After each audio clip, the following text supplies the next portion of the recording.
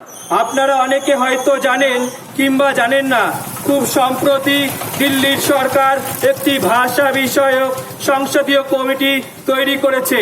তারা প্রস্তাব এনেছে সমস্ত সর্বভারতীয় চাকরির ক্ষেত্রে ইংরাজি তুলে দিয়ে হিন্দি ভাষাকে বাধ্যতামূলক করার। সর্বভারতীয় চাকরি পাওয়ার ক্ষেত্রে হিন্দি জানা বাধ্যতামূলক এবং চাকরির ক্ষেত্রে হিন্দি বললে না লিখলে শাস্তির বিধান দেয়া হয়েছে। সমগ্র অহিন্দি জাতির পেটে লাথি মারার মতন এই প্রস্তাব।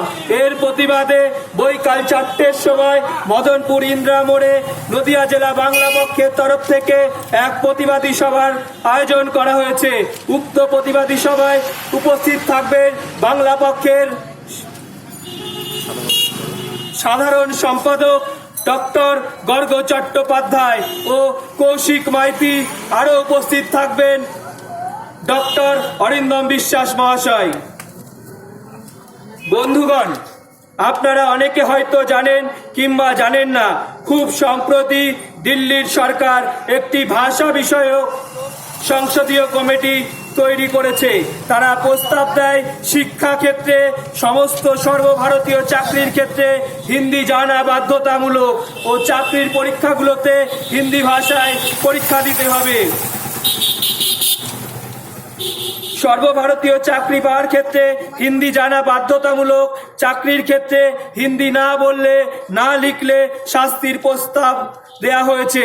সমগ্র অহিন্দি জাতির পেটে লাথি মারার সমান এই প্রস্তাব। এর প্রতিবাদে নদিয়া জেলা বাংলা পক্ষের পক্ষ থেকে মদনপুর ইন্দিরা মোড়ে বৈকাল 4টের সময় এক প্রতিবাদী সভার আয়োজন করা হয়েছে।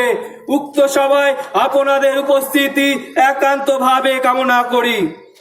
উক্ত পদসভায় প্রধান বক্তা বাংলা পক্ষের সম্পাদক ডক্টর গর্গ চট্টোপাধ্যায় ও উপস্থিত থাকবেন কৌশিক মাইতি, অরিন্দম বিশ্বাস।